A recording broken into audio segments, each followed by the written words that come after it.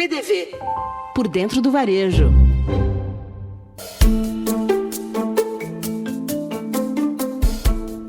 Olá, eu sou Gustavo Carrel e esse é o PDV. 7 em cada 10 brasileiros planejam comprar na Black Friday desse ano. Um volume que promete recorde de vendas e testa os limites do varejo.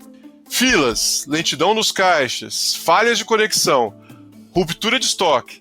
Tudo isso pode transformar a vida do varejista num verdadeiro inferno. Para entender como se preparar para essa maratona, a gente recebe o Wilson de Carli, superintendente executivo e comercial da Cielo. Com mais de 30 anos de experiência, ele mostra que o segredo está no planejamento, testar os sistemas de pagamento, treinamento da equipe e atenção redobrada à segurança digital. Porque na Black Friday, a confiança é o ativo mais valioso do varejista. Bora para a conversa? Wilson, muito obrigado por aceitar o nosso convite aqui para participar do PDV. Estamos super felizes de estar podendo falar com você que conhece tanto de varejo, conhece tanto de meio de pagamento, enfim, desse universo que vai passar por um grande teste agora na Black Friday. Muito bem-vindo. Beleza, obrigado, Gustavo. Prazer estar aqui e o que eu puder fazer para contribuir com o varejo que já me entregou tanto, contem sempre comigo. Então vamos direto ao ponto. Wilson, a Black Friday costuma expor gargalos operacionais nas lojas, né? Lentidão no caixa, fila, né? Que é bem comum nessa época, falhas de conexão. E assim, dentro desse universo, o que você tem visto que diferencia as operações que passam por esse teste de estresse, mas passam bem, passam com sucesso? E diferencia daquelas que não são tão bem assim, que não vão tão bem assim nesse período? De fato, a Black Friday como data de varejo, uma das mais relevantes e para muitos segmentos sem dúvida alguma, já o principal Natal do ano, né? E os gargalos operacionais, eles ocorrem, a gente percebe isso muito em muitos varejistas, tá? Com filas longas, lentidão nos caixas, falhas de conexão, rupturas de estoque, e impactam diretamente a experiência do consumidor. Nós fizemos uma pesquisa recente onde 70% dos brasileiros planejam comprar durante a Black Friday, né? Então, isso aponta também para um provável e possível recorde de vendas aqui nessa temporada de 2025 aqui. E em relação a essa experiência de fila e a geração Z, né, nessa pesquisa, ela se mostrou muito mais sensível a problemas como filas, maquininhas lentas, falta de produtos. Então, é essencial que o varejista se prepare para esses desafios com muita antecedência. Quem investe em soluções para garantir a fluidez ganha confiança e fidelização. Dá para falar um pouco de soluções tecnológicas que ajudam nesse processo aqui dentro do ambiente de loja, né? Aqui na Cielo, por exemplo, a gente tem o Cielo Smart, que é um Smart Terminal que, além de processar pagamentos, ele pode embarcar aqui, né, gestão de estoque, notas fiscais e ajuda a reduzir filas, né?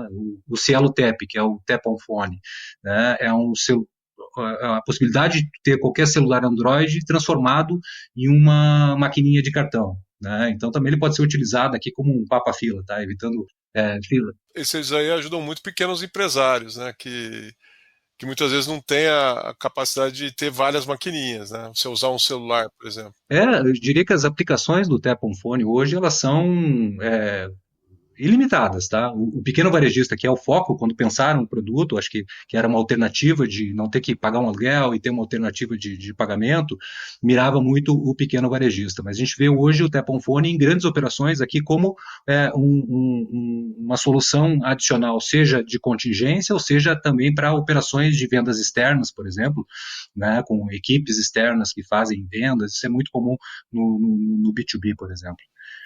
Bem bacana. Bem bacana, sim. A tecnologia está, assim, e diria que ela já é de domínio dos varejistas, mesmo os varejistas que têm tradicionalmente um TEF, ou já o e-commerce, né? Então é conhecido por 78% dos varejistas que já conhecem a solução Tap on Phone e metade deles aí quer utilizar de alguma forma na sua, né, agregando valor no seu negócio, né?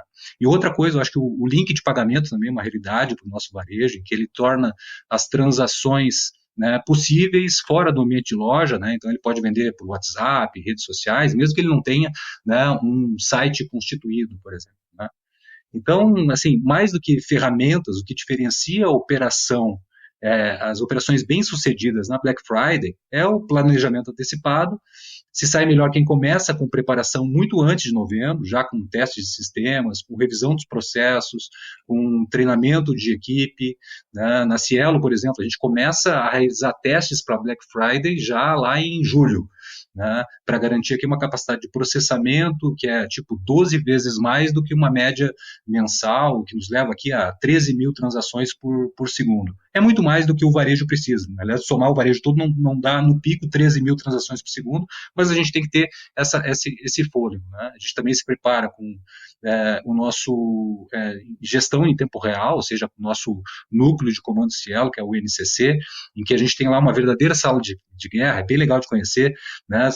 Cerca de 200 profissionais monitorando o tempo inteiro todo o transacional, redes, etc., para que se qualquer coisa, né, sair do padrão, que tenha uma atuação rápida na correção, né? E também acho que para Black Friday, especificamente, a gente investe muito em infraestrutura. Então, anualmente, a gente aumenta os investimentos aqui, faz testes de contingência, o fator humano também é crucial, em que a gente tem aqui o time treinado em diversas simulações de situações críticas, qualquer desvio que seja corrigido de uma forma rápida.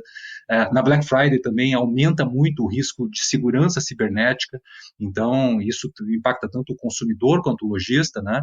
Então também precisa ser levado muito em conta, e os golpes digitais, né, estão aí, né? Então a conscientização, teste de phishing, monitoramento de ameaças, ou seja, o segredo de sucesso, né, Black Friday, na nossa visão, e claro que se reflete também para o varejo, passa por planejamento, antecipação, tecnologia de ponta, e quem investe em previsibilidade colhe confiança, e confiança é o ativo mais valioso de qualquer transação. Como equilibrar, por exemplo, o varejo, a gente tem visto até um dos temas desse ano lá, de uma das palestras mais bacanas que eu vi na NRF, era sobre você ter a capacidade de atender de maneira transgeracional, né? Quando você abre uma loja ou um e-commerce, você vai atender do baby boomer passando por nós, a geração X, millennial, até a geração Z. E, de certa forma, a tecnologia tem que atender a todos eles, né? Como que você atende a esse cara mais velho, mais desconfiado? O que o varejista tem que fazer para atender esses dois universos aí que a gente acabou de falar? Eu acho que o público em geral, tá? Eu acho que a gente está num momento da evolução humana, né, em que, independente de geração, a gente tem hoje a possibilidade de testar, né, inúmeras experiências, as marcas são infinitas, e assim como as opções, né?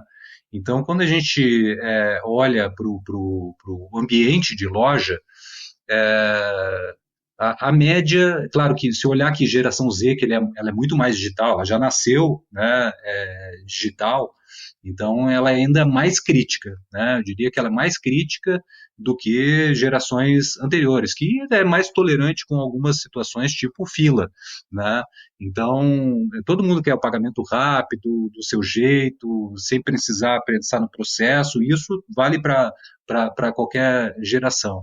E isso mudou completamente o comportamento de compra, né? Não é mais sobre como vender, mas como tornar o pagamento invisível, né? Trazendo um pouco para o nosso quadrado aqui, né? Então a geração Z, por exemplo, ela usa já o Pix, que é uma modalidade, né, já super sucesso no varejo brasileiro, né? Ela usa 3 vezes mais o Pix do que uma geração X, por exemplo. Tá? E daí, se eu for olhar considerando aqui as opções, já o cartão parcelado ele é muito mais usado para compras de ticket maior, tipo acima de R$ 500. O que isso quer dizer? Que é necessário ter uma diversidade de meios de pagamento, né, para poder atender esses públicos, os diversos tickets, as diversas formas, como o consumidor quer pagar, o que ele tem na carteira ou no relógio, né, ou da forma que ele está, né, disposto a pagar, né. Eu tive numa feira agora em Minas, né, Super Minas, e eu vi uma senhora, talvez 60 e poucos anos, tendo que andar em 3 lugares diferentes, porque eu estava próximo, então eu vi essa movimentação dela para conseguir pagar o Aham. estacionamento com dinheiro. É, Então, assim, havia vários terminais, havia pessoas com algum dispositivo sim, sim, sim. semelhante a esse que você falou, que era um celular, né, porque pagavam no celular, e ela estava com dinheiro na mão, querendo pagar, estava com o ticket na mão e ela tendo dificuldade, né? Eu fico imaginando aqui os milhares de estacionamentos que eu já entrei, né? Hoje em dia é difícil, tu tem ali, muitas vezes tu não tem nenhum funcionário mais ali, tu tem uma máquina para pagar e, né, tu tem que se adaptar à máquina. Mas olhando enquanto experiência do varejo, Ou usam uma tag, exato, enfim, agora né? enquanto experiência do varejo, né, no que tu entrou dentro de uma loja, seja ela um supermercado, uma loja de vestuário, né, tu tem que ter o máximo de opções possível, aceitar de dinheiro a carteira digital, a Pix, né, enfim, e isso não pode ser um constrangimento, né, para o comprador, né, porque isso fala diretamente com a experiência e com a memorização da marca e a fidelização, né. Para o varejo seria trágico, né, ter essa senhora circulando com o dinheiro na mão e não conseguir completar o pagamento. Enfim, já aproveitando essa questão, né, e falando um pouco de omnicanalidade, né, muitos varejistas ainda têm uma certa dificuldade. Eu sei que agora há pouco você citou a questão do link de pagamento, o que se pode fazer, mas esse varejista, falando principalmente com o pequeno e o médio, que Uhum. ainda É uma realidade mais está distante, dando né? os primeiros passos nisso, né? Que está dando os primeiros passos. O que você vê assim de ferramenta, quais são as ferramentas mais poderosas, assim, ou mais importantes que eles tenham para facilitar o meio de pagamento? Porque eu não, já faz algum tempo que eu vi uma pesquisa, ela deve ter aí uns 2 ou 3 anos, também fora uma pesquisa nos Estados Unidos, né? Que havia uma convergência para os grandes sites, né, de e-commerce, lá fora, notadamente a Amazon, né, aqui tem outros, né, mas por conta das facilidades e da segurança que esses grandes sites de e-commerce proporcionavam. O que, para esses médios e pequenos varejistas, já seria uma perda de venda, né? O que tem hoje disponível para esses caras para oferecer esse caminho seguro, né? Você falou mais cedo também um pouco de Uhum. segurança. A gente, na Black Friday do ano passado, a gente teve aqui entre físico e digital, o físico ainda com 72% das transações de Black Friday, tá? Que claro que ainda tem uma parcela relevante que foi feita em supermercados, postos de gasolina, em restaurantes, né? Mas a gente ainda tem uma realidade, e tu que acompanhas aí a NRF, diziam que o e-commerce iria acabar com as lojas físicas, né? E o que a gente tem visto mais Exato. recentemente nas diversas literaturas, na própria NRF, é uma tendência do retorno da experiência, né? Então, os pontos de venda têm investido muito mais, né, na experiência no físico para ter o vínculo com a marca, para que daí sim, com uma omnicanalidade aqui, que ele possa continuar consumindo dessa marca em qualquer ambiente, seja digital, seja físico, transitando entre as duas, né? Que é um pouco do que eles chamam também do phygital, né? Que é o físico mais o digital. Então, é o que os nossos grandes varejistas hoje têm, né? Claro que temos aqui os grandes players de e-commerce, mas se olharmos aqui, né, grandes players também tem lá o foco em lojas físicas, ao mesmo tempo, né, com oportunidades para capturar, né, essa nova tendência de consumo, né, principalmente aqui geração Z, consumindo de uma forma mais digital. Tá? Então, o que eu diria para o pequeno varejista, né, que a gente vê muitos entrando aqui com omnicanalidade, né, que o primeiro passo ele é mais simples, é uma mudança de mentalidade, sabe? Que a gente tem aqui uma quantidade muito grande de empreendedores que são varejistas, que são empresas familiares, muitas vezes, né, cresceram seus negócios em outro momento e têm uma certa dificuldade de olhar, né, para esse novo consumidor, né, e refletir sobre o que atende melhor esse consumidor. Tá? Então, o varejista ele precisa deixar de pensar em canais e passar a pensar mais em pessoas. né? O cliente é um só, ele quer ter liberdade de comprar onde quiser, pagar como preferir, receber com conveniência, né? Quando a empresa entende isso, a integração entre físico e digital deixa de ser um projeto de tecnologia e passa a ser uma estratégia de experiência ao cliente. Então, quando a gente olha aqui o que e muitas vezes não requer grandes investimentos, tá? Pode começar com passos práticos aqui, que é unificar estoques e cadastro de produtos, né? Acho que é o primeiro passo para quem quer falar de omnicanalidade, integrar meios de pagamento entre físico e digital, né? Citou aqui o próprio link de pagamento, ele pode ser integrado como uma modalidade de omnicanalidade a depender, né, do modelo de negócio da empresa. E terceiro aqui é usar dados das transações, né, que ajuda a entender os padrões de compra, ajustar promoções, otimizar até a logística em tempo real, ele consegue, né, sabendo interpretar melhor esses dados. Né? Muito bem, você me deu a deixa aqui para te fazer uma outra pergunta sobre exatamente esses milhões ou, sei lá, bilhões de dados que você tem de transações, né? O que você poderia destacar como orientação mesmo para esse varejista ajustar, sei lá, a maneira de trabalhar os dados, os preços, enfim. Lógico, nós estamos falando à luz da Black Friday, mas isso falando de uma maneira geral, né? O que vocês aprendem, o que estão aprendendo e estão vendo como horizonte aí de boas práticas, de caminhos aí para esse varejista. O varejista, principalmente o pequeno, né, o pequeno, médio, muitas vezes, ele tem dificuldade de lidar com dados, né, de consumo. Claro que tem aqui hoje limitações até de LGPD, a gente sabe, pega o movimento de supermercado, por exemplo, vai pedir para todo mundo fazer um cadastro para que ele possa usar depois, para, né, mapear o perfil dele. Ele tem que, né, investir em outra forma, fazer pesquisa, estimular, né, com algum benefício para que os seus consumidores deixem registrado ali algo que ele possa usar dentro da sua estratégia.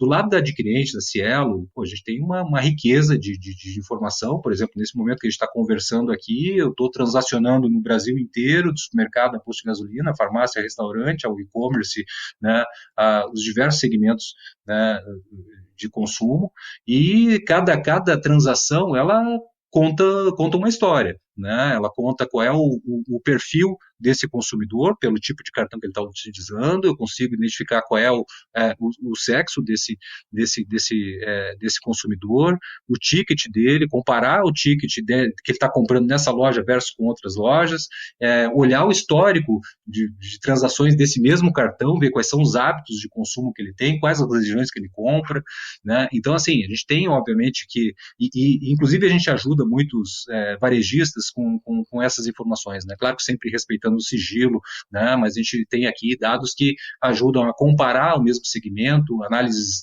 setoriais, análise de comportamento de consumidores, né? Enfim, né? Benchmarks aqui diversos de mercado, e a gente apoia os nossos clientes aqui com isso. Mas os dados trazem para o lojista hoje, principalmente pequeno, e o que ele precisa ter em mente também, que é um pouco dessa mudança de leitura, né, de oportunidades, que é a personalização da experiência de pagamento. Né? Então, a partir do momento que ele começa a identificar melhor aqui o que é o transacional dele, seja, né, com Pix, cartão, carteira digital, né, qual o perfil que está vindo, né, com esses dados, ele pode tomar decisões melhores para o seu negócio. Né? A gente tem, né, aqui voltando um pouco de dados históricos, só para te dar uma fotografia aqui coisas que a gente analisa até enquanto Black Friday, tá? Na Black Friday do ano passado, a gente teve um movimento que ele concentrou aqui em São Paulo 33% das transações nacionais. A gente tem aqui o pico entre 17 e 18 horas, só nesse período foram transacionados aqui mais de 10 milhões de transações em São Paulo, né? E como eu tinha comentado antes, os setores ainda como supermercados, alimentação, impostos, têm uma relevância muito grande, mostra que o consumo essencial ainda é o motor do varejo, né? E o ponto físico, ele concentra hoje 72% do faturamento da Black Friday, né, que a Black Friday ela traz um pouco dessas possibilidades de compras que são mais por Eu impulso. acho que tem a ver com o consumo imediato, né? E é o consumo imediato, né? Ele tá comprando agora, né? É É a a Black Black Friday, Friday, né? né? Eu caí nessa esses dias aqui, eu estava me programando para comprar uma rede mesh para mim aqui em casa, né? E comecei a cotar para, não, pô, na Black Friday eu vou aproveitar, já vou monitorar agora os preços para quando chegar lá na Black Friday, né? Eu pegar a melhor oportunidade. Que nada, eu comecei a cotar, já comprei. Então, mas compra por impulso antecipada a Black Friday aqui. Mas o e-commerce ele tem crescido bastante, né? Já representa 28% na própria Black Friday, né? E a experiência aqui do consumidor, né, ela está cada vez mais exigente, né? Então o checkout, eu acho que isso eu ouvi da NRF Europe, que agora fizeram uma lá fora também, né? O checkout deixou de, como é que é? O checkout deixou de ser um ponto de espera, ele virou um ponto de encantamento, né? Então essa frase veio de lá, isso foi debatido e tal, né? Como essas tendências que às vezes a gente escuta lá. Legal. Falando disso, de tendência especificamente, para onde você vê o futuro do meio de pagamento, né? Eu tive a experiência de fazer, ainda antes da Amazon fechar as lojas 4 Stars, né? Eu tive a experiência de comprar e fazer um pagamento com leitura da palma da mão num shopping em New Jersey. Isso foi 2 anos atrás, né? Depois eles fecharam as lojas, né? Mantiveram algumas, só a Amazon Go, né? Com esse método, né? E eu não sei se vão levar para o Whole Foods, né? Mas o método de você vincular um cartão de crédito a digital, né? Na verdade não é digital do dedo, mas é a Uhum. palma da mão como um todo, né? E também a questão, eu não cheguei a experimentar o facial, mas a China, quem foi para a China, foi para Singapura, enfim, foi para o Sudeste Asiático, isso tem uma participação já relevante. Quanto que está distante do Brasil? Como que vocês estão trabalhando com essas duas vertentes aí, facial e palma da mão? Isso, assim, já é uma realidade aqui no Brasil também, tá? A gente, inclusive, tem trabalhamos com um parceiro aqui que faz o Face ID, né? Então, que é o pagamento. É óbvio que ele tem a partir do momento da autenticação, do teu cadastro, do vínculo, né, da tua Face com o cartão, ele se torna fluido, né? Tem um operacionalzinho aqui de começo da experiência em que dá um pouco mais de dificuldade. Então, por conta disso, algumas soluções como essa, elas têm um pouco mais de dificuldade de se tornarem massificadas. Mas a evolução, nesse sentido, ela tem sido consistente, crescente. Então, a gente tem uma atenção para todas as tecnologias possíveis aqui. Eu acho que, no momento atual, mais representativo e que ainda tem espaço para crescer é o próprio Pix. Né? A gente já trabalha hoje, por exemplo, com Pix por aproximação. Tu sabe que a experiência do Pix é semelhante a essa de ter que cadastrar o Face ID. Né? O cara tem que abrir o aplicativo, vai lá no banco, né, ler o QR Code, coloca a senha, etc. Então, assim, ela é uma experiência ainda não tão É uma fluida, né? fricção, Mas né? já temos agora o Pix por aproximação, ou seja, com o celular eu encosto, como eu faço com um cartão embarcado dentro do celular, e ele promove ali o pagamento. Claro que ele tem, né, para alguns emissores que está disponível, mas vai ser uma realidade também. E o Pix também vai ser tão fluido quanto um tap de cartão ou de relógio, de celular. A riqueza do varejo está em estar aberto a todas as tecnologias, porque é como a senhora lá com o dinheiro na mão. Ela quer consumir, ela quer pagar, ela quer comprar. Então, não é o varejista que tem que dizer a forma que ela tem que pagar, né? Dessa restrição para ela. Então, se ela chegar com a Face, em algum momento ela vai também ter isso disponível nos mais diversos varejistas do Brasil aí. E a gente acompanha isso, obviamente, muito de perto e estamos sempre na vanguarda das tecnologias. Muito bom, Wilson. Estamos chegando aqui ao nosso final e a gente tem uma pergunta clássica aqui no PDV desde quando a gente começou e a gente sempre faz essa pergunta ao final, né? E lá vai. O que o varejo ensinou ao Wilson de Carli? O varejo ensinou muita coisa, né? São, acho que mais de 30 anos de lidando com varejo, crescendo com varejo, né? Eu tenho 3 filhos que nasceram no varejo, né? E com a Cielo já são 20 anos também já, né? Então, essa proximidade ela é muito grande. Então, acho que o varejo mais me ensinou aqui é que o sucesso não está apenas na tecnologia, mas está principalmente na capacidade de entender as pessoas. É um setor que exige muita empatia, adaptabilidade, e proximidade. Então, cada venda é uma história, cada cliente uma expectativa, né? E a tecnologia é importante, claro, mas o que realmente transforma o negócio é o olhar humano, saber ouvir, preencher, perceber o que o cliente precisa e entregar um valor de verdade, né? Wilson, muito obrigado por participar com a gente. Eu acho que passada a Black Friday, passada a NRF, que voltamos a trazer as novidades aqui para a nossa audiência, porque eu acho que meio de pagamento, esse processo é crucial em toda a operação do varejo e sempre tem muita coisa bacana para aprender. Obrigado. Prazer em falar contigo também, viu? O PDV é o podcast para te deixar por dentro do varejo e na trilha da tecnologia. O patrocínio é da InWave, a produção é da Fernanda Vasconcelos e o apoio técnico da SoulPods. Segue a gente para não perder nada. É isso. Até o próximo. Tchau.